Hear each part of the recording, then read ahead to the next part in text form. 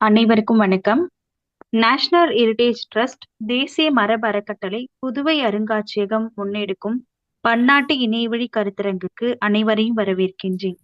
ஒவ்வொரு காரைக்கிழமையும் முன்னெடுக்கப்படும் இக்கருத்தரங்கின் இன்றைய சிறப்புரையினை வழங்க தஞ்சாவூர் தொல்லியல் துறையின் மண்டல உதவி இயக்குனர் திருவாளர் தங்கதுரை ஐயா அவர்கள் நம்மிடையே இணைந்துள்ளார்.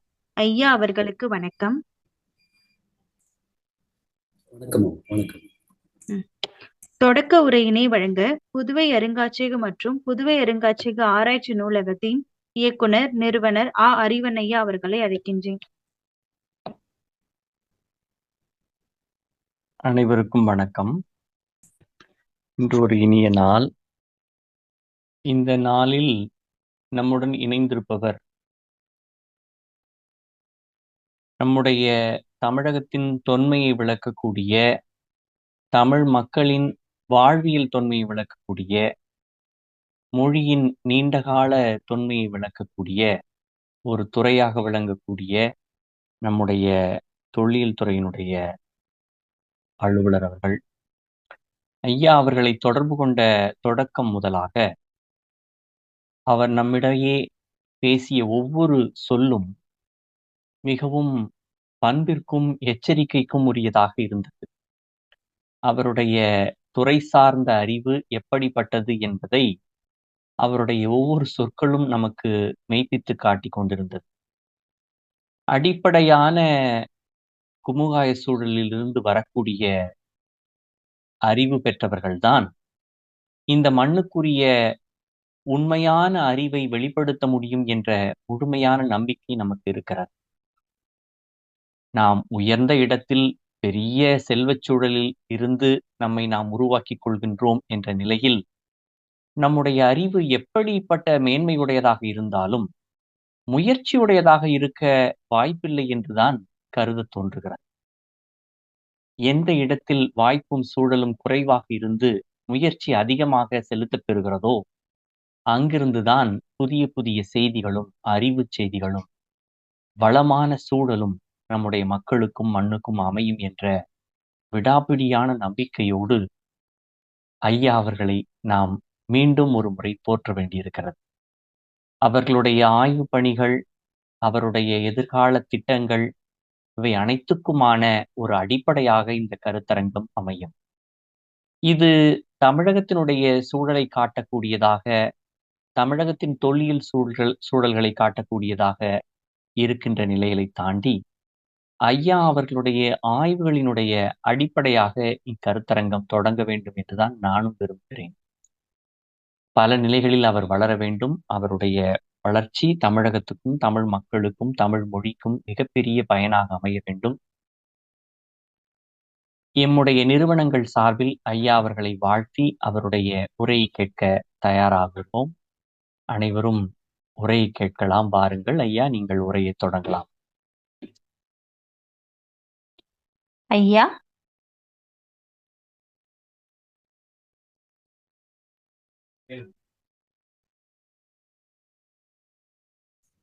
இப்ப கேக்குதாங்கம்மா?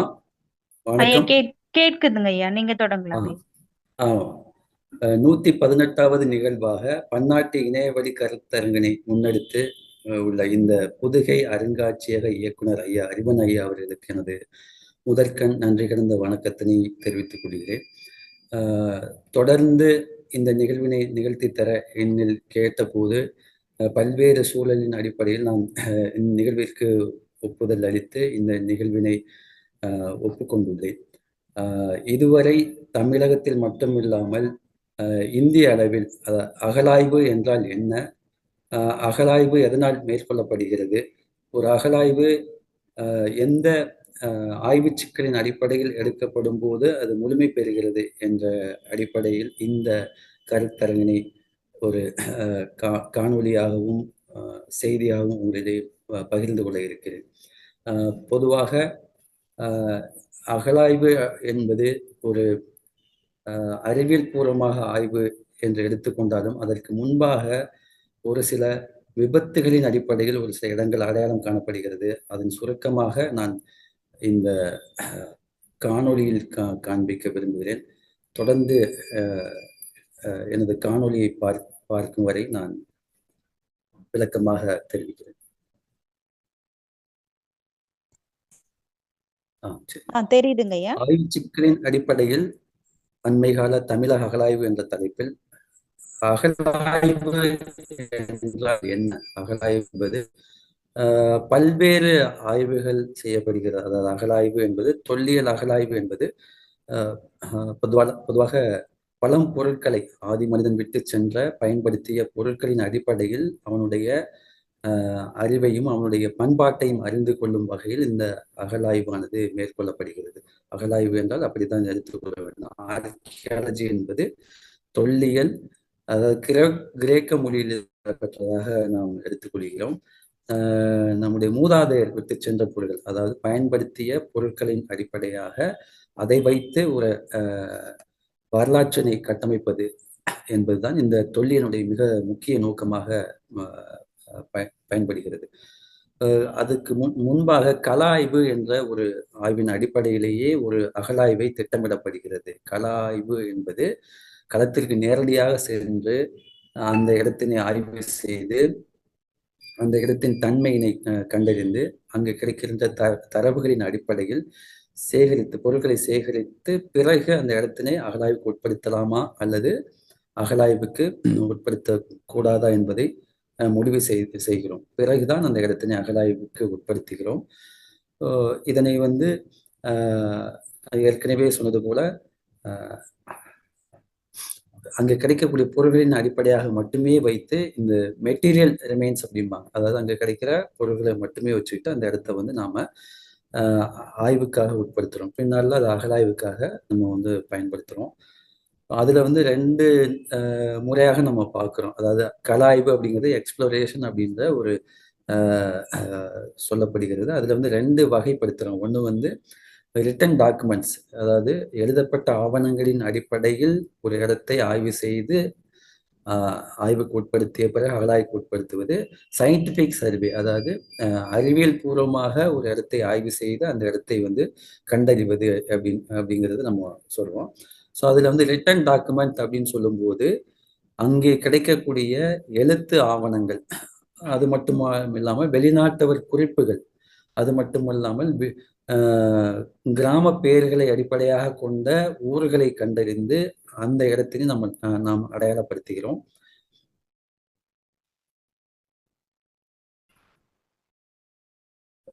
நம்ம இப்போ பார்க்கக்கூடிய பழைய சில மணிமேகலை, சங்க இலக்கியங்களை எடுத்துக்கொண்டால் ஒவ்வொன்றிலும் ஒரு விதமான தரவுகள் நமக்கு கிடைக்கிறது. குறிப்பாக சிலப்பதிகாரத்தில் இங்கிருந்து மதுரைக்கு கோவலன் தேடி கண்ணகி போகும்போது பல வழிகளை குறிப்பிடுகிறார்கள். குறிப்பாக புதுக்கோட்டை மாவட்டத்திலிருந்து 3 வழிகள் அந்த சிலப்பதிகாரத்தில் குறிப்பு வருகிறது. அந்த 3 வழிகளில் ஒன்று கடலுக்கு செல்லும் வழி, இன்னொன்று கிளிகள் கொஞ்சம் ரம்மியமான பகுதியை கடந்து சென்றால் அடுத்ததாக புழுதி சூழ்ந்த ஒரு பகுதி வரும் அப்படின்ற மாதிரி குறிப்பிடுறாங்க. அந்த புழுதி அப்படிங்கிறது யானைகள், மிருகங்கள் எல்லாமே அந்த பகுதியில போனதுனால புழுதிகளாக இருக்கும் அப்படின்ற மாதிரி ஒரு வழியை சொல்றாங்க. மற்றும் ஒரு வழியாக மதுரைக்கு செல்லும் வழி அப்படின்ற 3 வழியை குறிப்பிடுறாங்க. இந்த மாதிரி நிறைய தரவுகள் நம்ம சங்க இலக்கியங்கள்ல நம்மளால பார்க்க முடியுது. அதன் அடிப்படையில ஒரு இடத்த நம்ம ஆய்வுக்கு உதாரணத்துக்கு வெளிநாட்டவருடைய குறிப்புகள், நம்ம யுவான்சாங் நம்ம தெரிஞ்சிருக்கோம், வெளிநாட்டு பயணி இவர். ஸோ அதே போல பாகியான் அப்படின்னு சொல்லக்கூடிய இந்த ஒரு பயணி இவருடைய இந்த பகுதியில நீங்க பார்க்கலாம். ஒரு லந்தர் அப்படிம்பாங்க, நம்ம லாந்தர் அப்படிம்போம் கிராமங்கள்ல விளக்குக்காக பயன்படுத்தக்கூடியது. ஸோ அவர் ஒரு சின்ன புக்கு வச்சு படிச்சுட்டு வர்றாரு. ஒருவேளை அவர் குறிப்பா எழுதலாம். இந்த எழுதுகோல் கையில வச்சிருக்காரு, சாமரம் மாதிரியான ஒரு அமைப்பு வச்சிருக்காரு. அவர் படிச்சுட்டு வர்றாரு. ஸோ அந்த விளக்கு குடை மாதிரியான அமைப்பு இங்க நீங்க பார்க்கலாம். இப்ப நம்ம வெளிநாட்டவர் நம்ம கிராமங்களுக்கு இப்ப பாண்டிச்சேரி பகுதிகள், சென்னை, மாமல்லபுரம் பகுதிகள் நம்ம பார்க்கிறோம். அங்க பெரிய அவங்களுக்கு தேவையான எடுத்துட்டு வராங்க. ஸோ அந்த மாதிரி இவருக்கு தேவையான அனைத்து பொருளையுமே அதில் எடுத்துட்டு வர்றாரு. ஸோ இந்த மாதிரியான ஒரு வெளிநாட்டு பயணி சுமந்துக்கிட்ட இங்கே வந்து நம்ம இந்தியாவில் உள்ள கலாச்சாரங்களையும் எல்லாத்தையும் வந்து ஒரு நூலில் குறிப்பாக எழுதிட்டு போகும்போது அந்த தரவுகள் நமக்கு கிடைக்கும்போது எந்தெந்த பகுதி என்ன எதுக்காக பயன்படுத்தப்பட்டது அப்படின்னு சொல்லி அறிய முடியுது.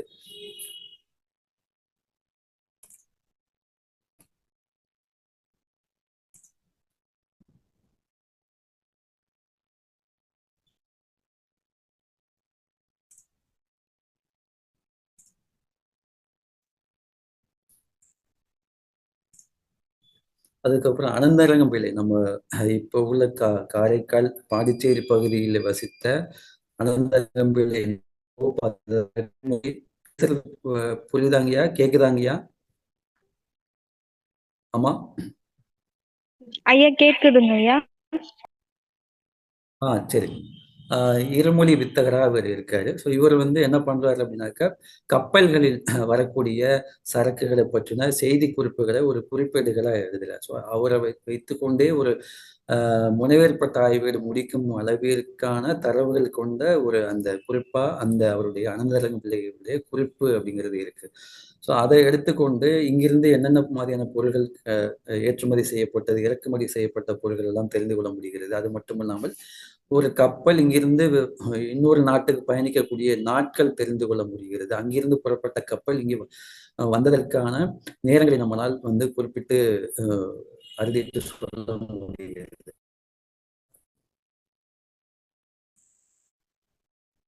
இதே போன்று ராபி சேதுப்பிள்ளை அவர்களுடைய நூலில் ஊரும் பேரும் என்னும் நூலில் பல்வேறு கிராமங்களை உள்ளடக்கிய ஊர்களை பற்றிய விரிவான செய்திகள் குறிப்பிட்டுள்ளார்கள். அதிலே குறிப்பாக அந்த ஊருடைய சிறப்பு, பெயர் காரணம் போன்ற அனைத்தும் இடம்பெற்றுள்ளது. ஸோ இது போன்ற தரவுகளின் அடிப்படையில் அந்த ஊரை நாம் ஆய்வு செய்யும் போது பழமையான ஊர் எது, புதிய ஊர் எது என்பதை கண்டறிய முடிகிறது. குறிப்பாக ஒரு தஞ்சாவூர் மாவட்டத்தில் 8 வட்டங்களை கொண்டதாக இருக்கிறது. அந்த 8 வட்டங்களில் நம்ம இங்கே 8 வட்டங்கள் கொண்டதாக இருக்கிறது. அந்த ஒவ்வொரு வட்டங்களிலும் ஒவ்வொரு எண்ணிக்கையில் ஊர் அமைந்துள்ளது. அந்த இந்த ஊர்களை நாம் ஆய்வு செய்யும் போது நமக்கு ஒரு சில தரவுகள் கிடைக்கிறது. ஆறு என்று முடியக்கூடிய, துறை என்று முடியக்கூடிய புறம்பியம், இது எல்லாமே வந்து ஊர் என்று முடிய திரு என்று ஆரம்பித்து முடியக்கூடிய ஊர்களாக இருக்கு. திரு என்றால் முன்னோட்டு பெயராக ஒரு உயர்வு சொல்லாக பார்க்கப்படுகிறது. அப்போது ஒரு ஊர் வந்து பின்னாளில் வந்து திரு என்று கூறப்படும் போது முக்கியத்துவமான ஊராக இருக்கு. ஸோ அது மட்டும் இல்லாமல் கோவில் அப்படிங்கிற ஊரை நம்ம பார்க்குறோம். வந்து பசுபதி கோவில், பருத்தியப்பர் கோவில், இப்போ அந்த ஊர் அழிஞ்சிருக்கலாம். ஆனால் அங்கே ஒரு கோயில் இருந்து அழிஞ்சிருக்கும். ஸோ ஒரு மண்மேடு கிடைக்கும் போது அந்த இடத்த நம்ம ஆய்வு செய்யும் போது கோயில் இருந்ததற்கான தடையும் நமக்கு தெரியும். அதே போல ஊர் என்று சொல்லக்கூடிய முடியக்கூடிய ஊர்கள் எல்லாமே நமக்கு இங்கே முக்கியமாக பார்க்குறோம். தஞ்சாவூர் அப்படிங்கிறது ஊர் அப்படிங்கிற சோழர் காலத்துல ஊர் என்று சொல்லக்கூடிய ஊர்கள் எல்லாம் முடிவு பெறும் ஊர்கள் எல்லாம் இருந்திருக்கு. ஸோ அதை இங்க பார்க்கும்போது மிக முக்கியமான ஊரா நம்ம அதை எடுத்துக்கிறோம். கோட்டை அப்படின்னு சொல்லக்கூடிய ஊர்கள், பருத்தி கோட்டை நம்ம தஞ்சாவூர் மாவட்டத்துல பார்க்கிறோம். அதுல நம்ம பார்க்கின்ற போது இங்க இப்போது மண்மேடாக இருந்தா நம்ம அந்த ஊரை வச்சுட்டு அந்த இடத்த ஊர் பேரை வச்சுட்டு அந்த இடத்த நம்ம கோட்டை இருந்ததற்கான ஆதாரமா நம்ம வந்து பார்க்கலாம். அதே போல பட்டினம், அதாவது பின்னால உருவான பட்டினங்களை, கடற்கரை பட்டினங்களா நம்ம வந்து இங்க 3 இடங்களை நம்ம பார்க்கிறோம். இது பின்னால முஸ்லீம் செட்டில்மெண்ட்டாகவும் இருக்கலாம். கடற்கரை ஓரங்கள்ல உள்ள பட்டினங்களா பின்னால் உருவாக்கப்பட்ட வணிக நகரம் வந்து நம்ம பார்க்கிறோம்.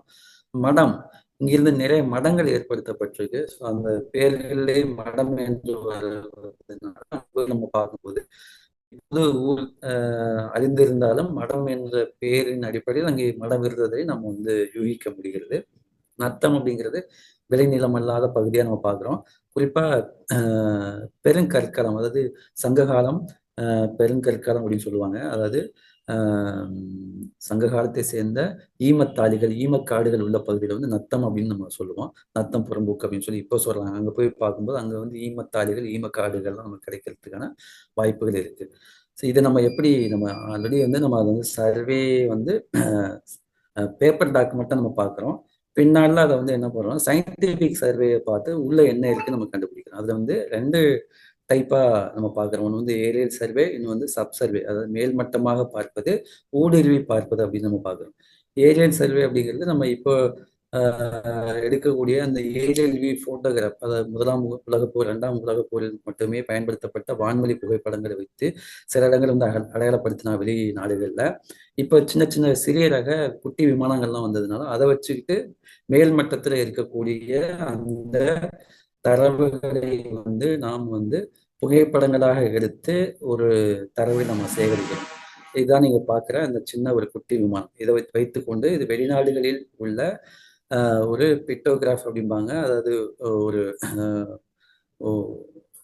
ஓவிய குறியீடாக நம்ம எடுத்துக்கலாம், குறியீடுகளாக எடுத்துக்கலாம். இது இப்போ உள்ள காலங்களில் என்ன சொல்லுவாங்கன்னா, இது வந்து ஆதி மனிதன் ஏலியன்ஸ் வந்து கட்டிட்டு போனாங்க அப்படின்ற மாதிரி நம்பப்படுது. இது ஏதோ ஒரு சமிக்கைகளை சொல்லக்கூடிய ஒரு ஆதி மனிதனுடைய ஒரு அடையாள குறியீடாக நம்ம பார்க்குறோம்.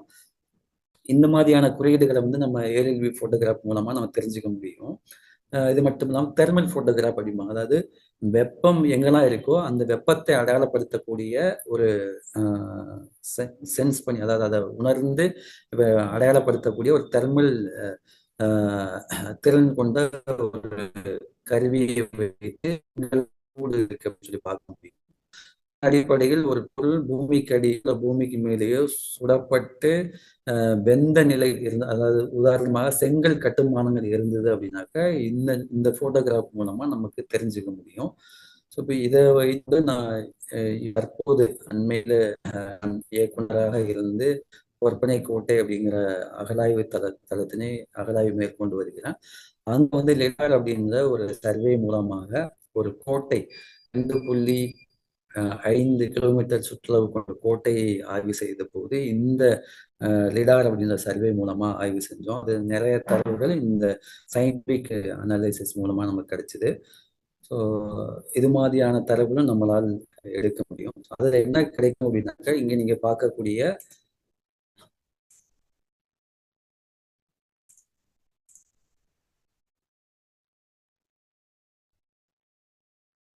நீங்க பார்க்கக்கூடிய பல்வேறு அடுக்குகளில் என்னென்ன மாதிரியான அமைப்புகள் இருக்கு. இது உதாரணத்துக்கு இங்க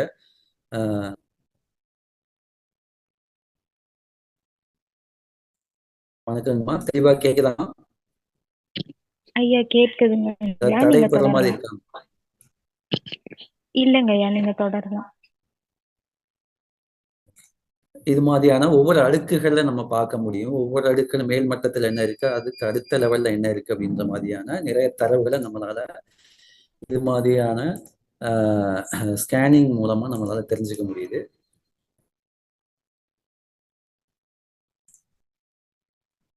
இது நம்ம அண்மையில அகலாய்வு செய்யப்பட்ட அரசு தொழில் அகலாய்வு செய்யப்பட்ட பல்வேறு இடங்களில் யூவிஏ சர்வே என்ற அடிப்படையில் தரைக்கு கீழே என்ன மாதிரியான கட்டுமானங்கள் இருக்கு அப்படிங்கிறத தெரிஞ்சுக்க முடிகிற வகையில இந்த சர்வே பண்ணியிருக்கோம்.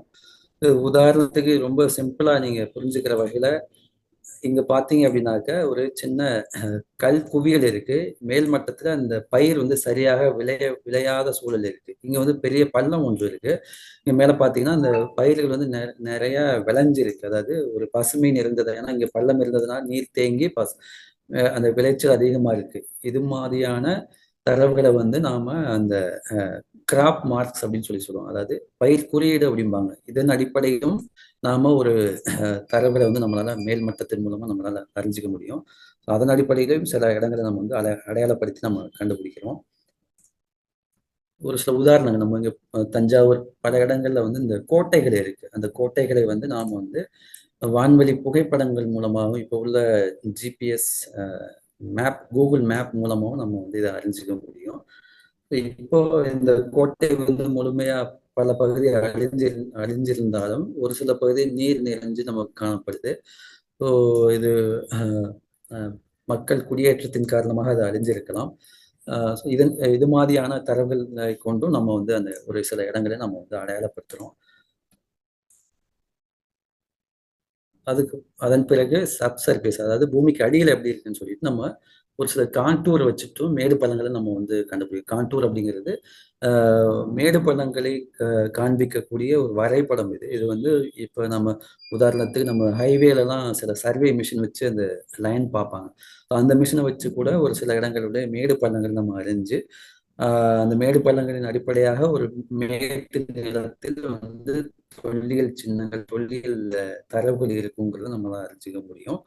அதுக்கப்புறம் கிரிட் சர்வேன்னு சொல்லுவாங்க. ஒரு பெரிய இடங்களை நம்ம ஆய்வு செய்யும்போது சின்ன சின்ன கட்டங்களாக பிரித்து கொண்டு அதை நம்ம வந்து ஆய்வு செய்கிற போது நுண்ணி ஆய்வா பார்க்கும்போது இங்க நீங்க பாக்குறீங்க ஒரு பெரிய இது ஒரு வாழ்விடமா நம்ம எடுத்துக்கிட்டோம் அப்படின்னாக்க இங்க நம்ம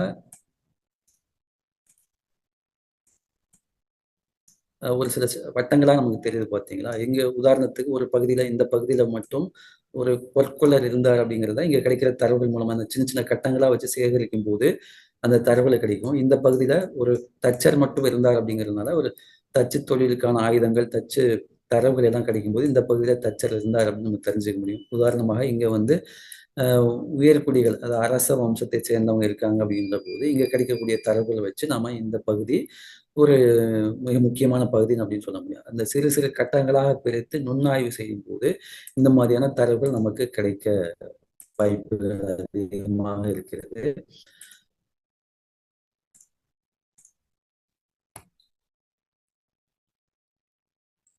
இப்ப நம்ம பார்க்குற இந்த மேக்னெட்டிக் சர்வே அப்படின்னு சொல்லுவாங்க. அதாவது காந்த விசைமானி அப்படின்னு சொல்லுவாங்க. இதை வச்சுட்டு நம்ம இங்க பார்க்குற சில நீங்க மையமா அந்த நீல நிற படங்கள்ல பார்ப்பீங்க. அதுல வந்து ஒரு பில்டிங்கை நீங்க அழகா ஸ்கேன் பண்ணி உள்ள என்னென்ன மாதிரியான தரவுகள் இருக்கு அப்படிங்கிறது ஈஸியா உங்களால சொல்ல முடியும். இது சேட்டலைட் இமேஜாலையும் சொல்ல முடியும். இந்த மாதிரி ஸ்கேன் பண்ணியும் நம்மளால சொல்ல முடியும். ஸோ இது என்ன பண்றாங்கன்னா இந்த ஸ்கேனிங் டிவைஸ் அப்படியே எடுத்து நடந்து போயிட்டே இருப்பாங்க. போகும்போது அந்த அலைக்கற்றைகள் உள்ளே சென்று வரக்கூடிய நேரங்களை கணக்கிடும் போது இங்க ஒரு சின்ன ஒரு செங்கல் கட்டுமானம் இருக்குது. விரைவாக போயிட்டு சீக்கிரமா வந்துடும். அதன் அடிப்படையில் இங்க ஏதோ ஒரு பொருள் இருக்கு அப்படிங்கிறது மட்டுமே தெரியுமே தவிர முழுமையாக என்ன பொருள், எதனால் ஆனது அப்படிங்கிற எந்த தரவும் நமக்கு தெரிய வராது. அதாவது ஒரு ஏதோ ஒரு பொருள் ஒண்ணு இருக்குன்னு சொல்லுவாங்க. அதன் பிறகு நம்ம இந்த இடத்த அகழ்ந்தெடுத்து அது என்னவாக இருக்குங்கிறத நம்ம வந்து அகழ்வாராய்ச்சிக்கு உட்படுத்துவோம். இப்போ நீங்க பாக்குறீங்க இந்த இந்த இமேஜ்ல மிலிட்ரியில சில கன்னி வெடிகள் இருக்கிறதெல்லாம் ஆய்வு பண்றாங்க.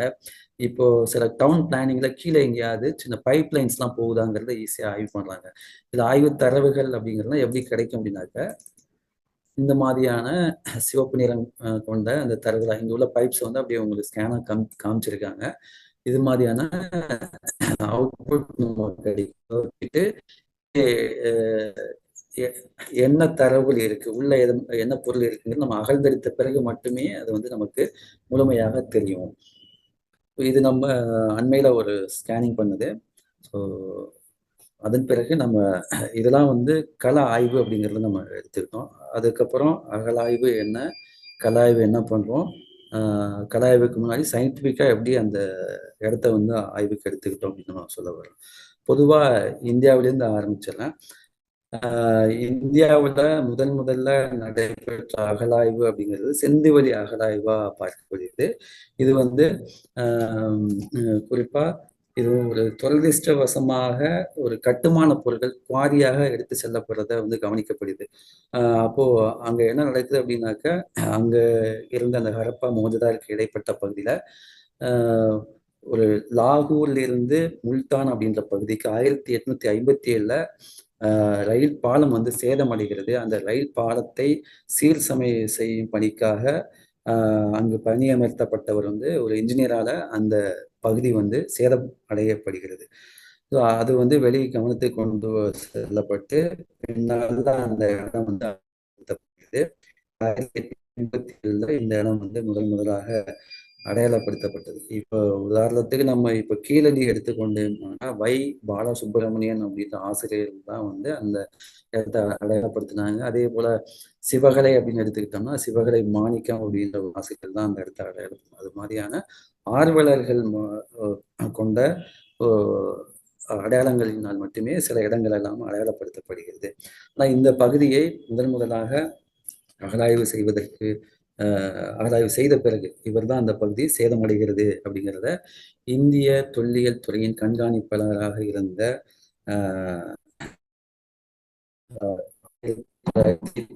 17ஆம் ஆண்டு கண்காணிப்பாளராக இருந்தவர் வந்து பாதுகாப்பு சின்னமாக அறிவிக்கப்பட வேண்டும் அப்படின்னு சொல்லி இந்த இடத்த வந்து ஒரு பாதுகாக்கப்பட்ட பகுதியாக அறிமுகம்.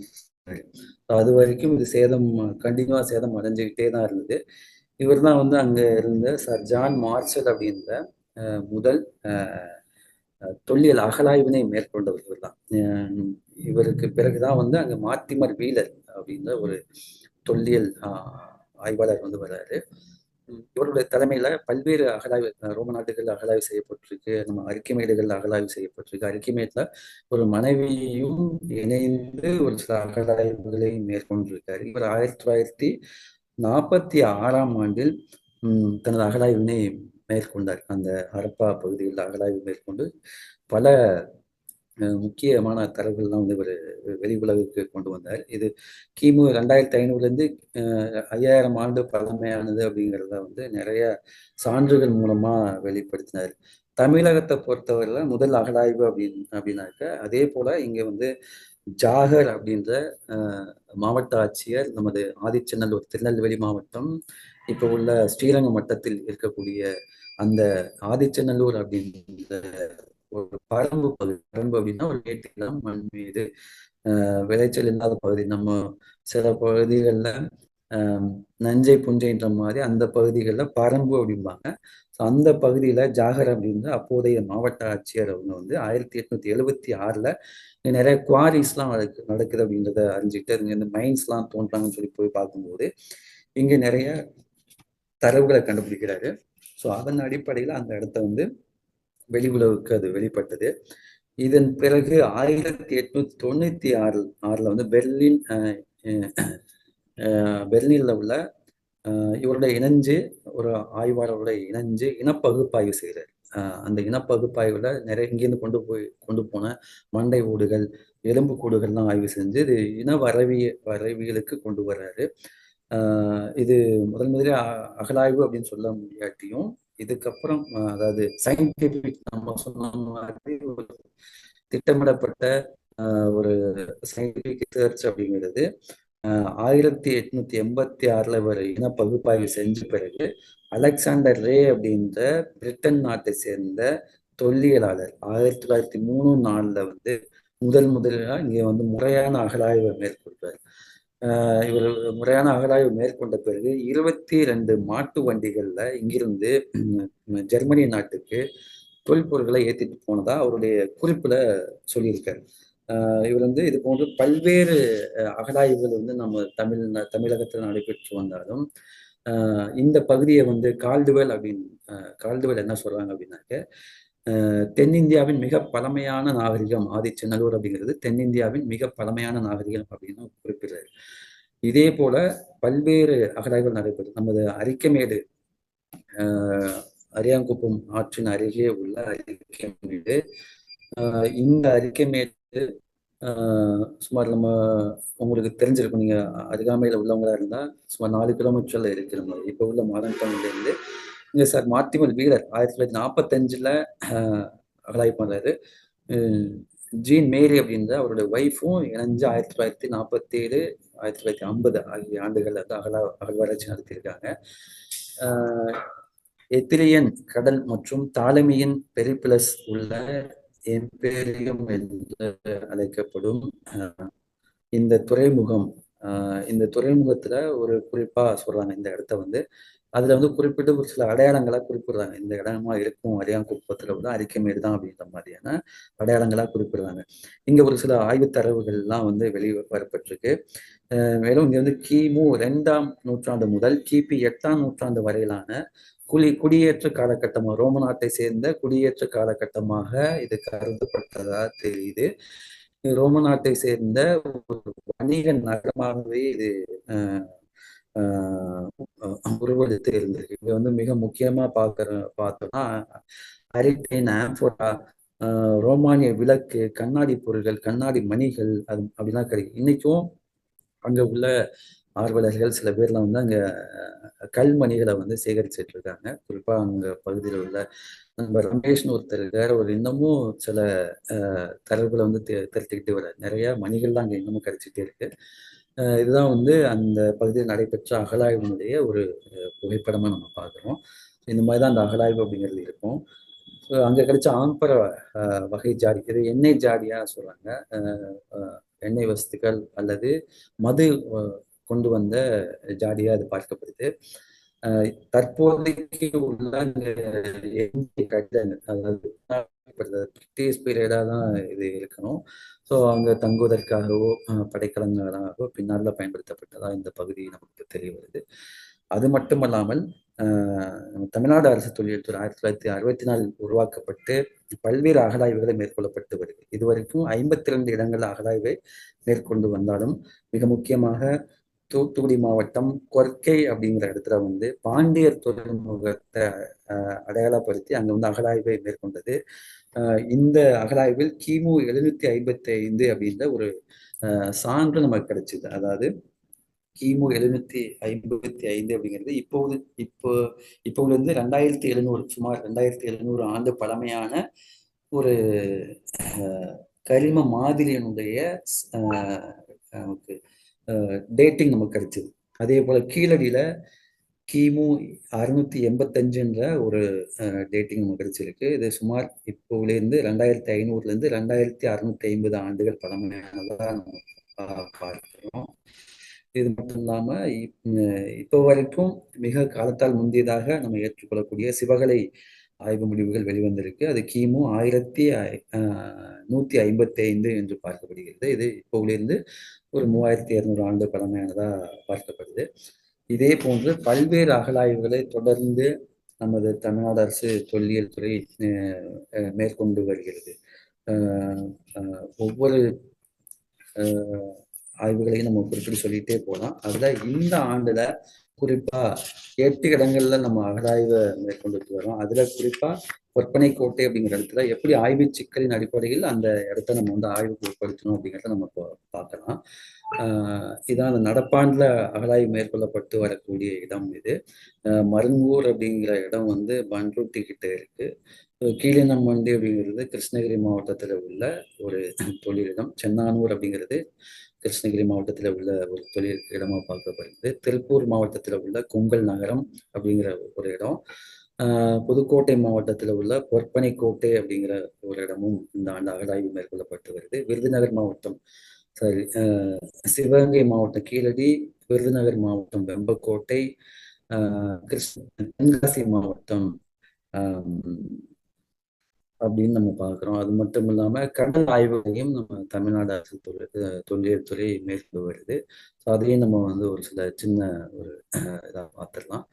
ஸோ மங்கூர் அப்படிங்கிறது நமக்கு பல்வேறு காலநிலைகளை கொண்ட தமிழ்நாடு மற்றும் தென் தமிழகத்தினுடைய சான்றுகளை பல்வேறு நோக்கங்களின் அடிப்படையில் பல்வேறு தரவுகளை தேடி இந்த அகழாய்வானது மேற்கொள்ளப்படுகிறது. இங்க ஒரு வரலாற்று